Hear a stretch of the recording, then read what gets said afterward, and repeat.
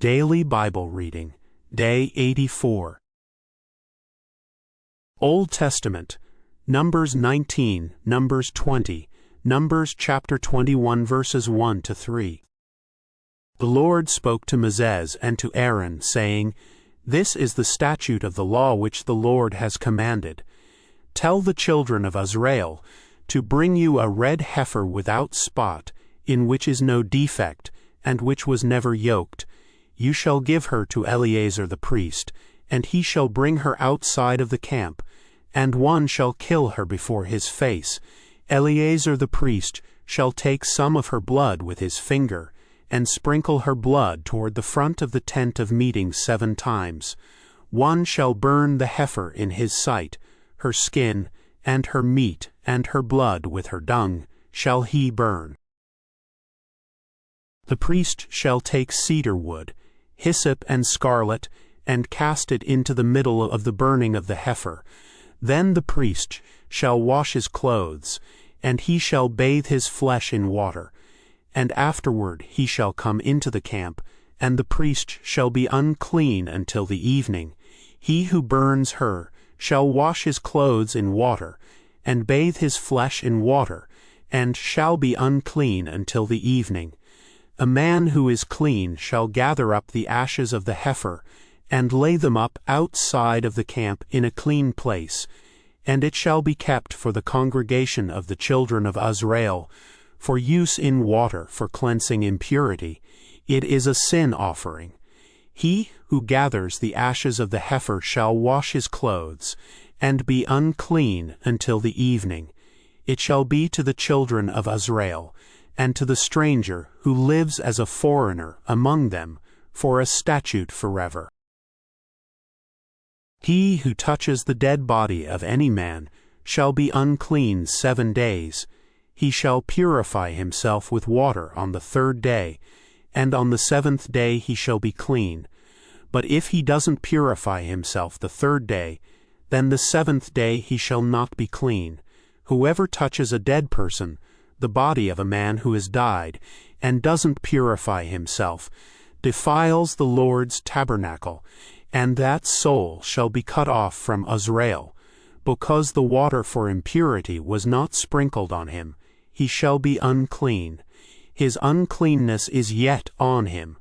This is the law when a man dies in a tent.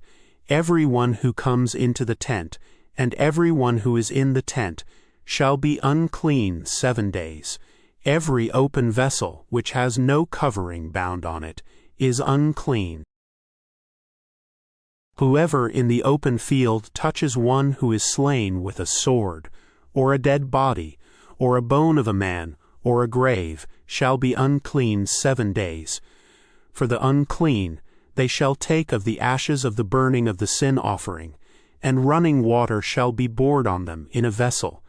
A clean person shall take hyssop, dip it in the water, and sprinkle it on the tent, on all the vessels, on the persons who were there, and on him who touched the bone, or the slain, or the dead, or the grave. The clean person shall sprinkle on the unclean on the 3rd day, and on the 7th day. On the 7th day he shall purify him. He shall wash his clothes, and bathe himself in water, and shall be clean at evening. But the man who shall be unclean, and shall not purify himself, that soul shall be cut off from among the assembly, because he has defiled the sanctuary of the Lord. The water for impurity has not been sprinkled on him. He is unclean. It shall be a perpetual statute to them. He who sprinkles the water for impurity shall wash his clothes, and he who touches the water for impurity shall be unclean until evening. Whatever the unclean person touches shall be unclean, and the soul that touches it shall be unclean until evening. The children of Israel, even the whole congregation, came into the wilderness of Zin in the 1st month. The people stayed in Kadesh. Miriam died there and was buried there. There was no water for the congregation, and they assembled themselves together against Moses and against Aaron. The people quarreled with Moses, and spoke, saying, We wish that we had died when our brothers died before the Lord. Why have you brought the Lord's assembly into this wilderness, that we should die there, we and our animals? Why have you made us to come up out of Egypt, to bring us into this evil place? It is no place of seed, or of figs, or of vines, or of pomegranates, neither is there any water to drink. Moses and Aaron went from the presence of the assembly to the door of the tent of meeting, and fell on their faces. The Lord's glory appeared to them. The Lord spoke to Moses, saying, Take the rod, and assemble the congregation, you and Aaron your brother, and speak to the rock before their eyes, that it pour out its water. You shall bring water to them out of the rock, so you shall give the congregation and their livestock drink. Moses took the rod from before the Lord, as he commanded him. Moses and Aaron gathered the assembly together before the rock, and he said to them, Hear now, you rebels, shall we bring water out of this rock for you? Moses lifted up his hand, and struck the rock with his rod twice, and water came out abundantly. The congregation and their livestock drank. The Lord said to Moses and Aaron, Because you didn't believe in me, to sanctify me in the eyes of the children of Israel, therefore you shall not bring this assembly into the land which I have given them. These are the waters of Meribah, because the children of Israel strove with the Lord, and he was sanctified in them. Moses sent messengers from Kadesh to the king of Edom, saying, Your brother Israel says, You know all the travail that has happened to us, how our fathers went down into Egypt, and we lived in Egypt a long time. The Egyptians mistreated us and our fathers. When we cried to the Lord, he heard our voice, sent an angel, and brought us out of Egypt. Behold, we are in Kadesh, a city in the edge of your border. Please let us pass through your land. We will not pass through field or through vineyard, neither will we drink from the water of the wells. We will go along the king's highway. We will not turn away to the right hand, nor to the left, until we have passed your border. Edom said to him, You shall not pass through me, lest I come out with the sword against you. The children of Israel said to him, We will go up by the highway, and if we drink your water, I and my livestock, then I will give its price. Only let me, without doing anything else, pass through on my feet. He said, You shall not pass through. Edom came out against him with many people, and with a strong hand. Thus Edom refused to give Israel passage through his border. So Israel turned away from him. They traveled from Kadesh, and the children of Israel, even the whole congregation, came to Mount Hor. The Lord spoke to Moses and Aaron in Mount Hor, by the border of the land of Edom, saying, Aaron shall be gathered to his people, for he shall not enter into the land which I have given to the children of Israel, because you rebelled against my word at the waters of Meribah. Take Aaron and Eleazar his son, and bring them up to Mount Hor. And strip Aaron of his garments, and put them on Eleazar his son. Aaron shall be gathered, and shall die there. Moses did as the Lord commanded. They went up onto Mount Hor, in the sight of all the congregation. Moses stripped Aaron of his garments, and put them on Eleazar his son. Aaron died there on the top of the mountain. And Moses and Eleazar came down from the mountain. When all the congregation saw that Aaron was dead, they wept for Aaron 30 days, even all the house of Israel. The Canaanite, the king of Arad, who lived in the south, heard that Israel came by the way of Atharim. He fought against Israel, and took some of them captive. Israel vowed a vow to the Lord, and said, "If you will indeed deliver this people into my hand, then I will utterly destroy their cities." The Lord listened to the voice of Israel, and delivered up the Canaanites, and they utterly destroyed them and their cities. The name of the place was called Hormah. The Canaanite, the king of Arad, who lived in the south, heard that Israel came by the way of Atharim. He fought against Israel, and took some of them captive. Israel vowed a vow to the Lord, and said, "If you will indeed deliver this people into my hand, then I will utterly destroy their cities." The Lord listened to the voice of Israel, and delivered up the Canaanites, and they utterly destroyed them and their cities. The name of the place was called Hormah. New Testament. Luke chapter 5 verses 33 to 39, Luke chapter 6 verses 1 to 11.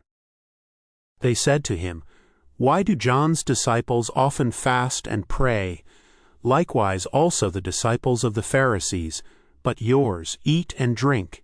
He said to them, "Can you make the friends of the bridegroom fast while the bridegroom is with them? But the days will come when the bridegroom will be taken away from them. Then they will fast in those days." They said to him, "Why do John's disciples often fast and pray? Likewise also the disciples of the Pharisees, but yours eat and drink." He said to them, "Can you make the friends of the bridegroom fast while the bridegroom is with them? But the days will come when the bridegroom will be taken away from them. Then they will fast in those days."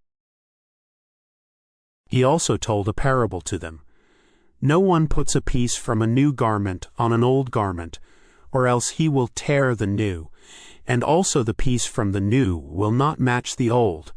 No one puts new wine into old wineskins, or else the new wine will burst the skins, and it will be spilled and the skins will be destroyed. But new wine must be put into fresh wineskins, and both are preserved. No man having drunk old wine immediately desires new, for he says, 'The old is better.'" Now on the second Sabbath after the first, he was going through the grain fields. His disciples plucked the heads of grain and ate, rubbing them in their hands. But some of the Pharisees said to them, "Why do you do that which is not lawful to do on the Sabbath day?" Jesus, answering them, said, "Haven't you read what David did when he was hungry? He and those who were with him, how he entered into God's house, and took and ate the showbread, and gave also to those who were with him, which is not lawful to eat, except for the priests alone," he said to them. "The Son of Man is Lord of the Sabbath." It also happened on another Sabbath that he entered into the synagogue and taught. There was a man there, and his right hand was withered. The scribes and the Pharisees watched him to see whether he would heal on the Sabbath, that they might find an accusation against him. But he knew their thoughts, and he said to the man who had the withered hand, "Rise up and stand in the middle." He arose and stood. Then Jesus said to them, "I will ask you something. Is it lawful on the Sabbath to do good, or to do harm? To save a life, or to kill?" He looked around at them all, and said to the man, "Stretch out your hand." He did, and his hand was restored, as sound as the other. But they were filled with rage, and talked with one another about what they might do to Jesus. But they were filled with rage, and talked with one another about what they might do to Jesus. Proverbs. Proverbs chapter 8 verses 1 to 11. Doesn't wisdom cry out? Doesn't understanding raise her voice? On the top of high places by the way, where the paths meet, she stands. Beside the gates, at the entry of the city, at the entry doors, she cries aloud, "I call to you, men. I send my voice to the sons of mankind. You simple, understand prudence. You fools, be of an understanding heart. Hear, for I will speak excellent things. The opening of my lips is for right things. For my mouth speaks truth. Wickedness is an abomination to my lips. All the words of my mouth are in righteousness. There is nothing crooked or perverse in them. They are all plain to him who understands, right to those who find knowledge. Receive my instruction rather than silver, knowledge rather than choice gold. For wisdom is better than rubies. All the things that may be desired can't be compared to it. For wisdom is better than rubies. All the things that may be desired can't be compared to it. Heavenly Father, we come before you with hearts full of gratitude for the lessons found in your word. Just as the Israelites faced trials in the wilderness and sought your guidance, may we also turn to you in our moments of struggle, trusting that you lead us toward healing and restoration. Help us to embrace the newness of life that your Son offers, rejecting old ways that do not serve us, and to cherish the wisdom that calls us to value what is truly precious. May we find joy in doing good, even on the Sabbath, and seek your understanding in every decision we face. We trust in your promises. Amen.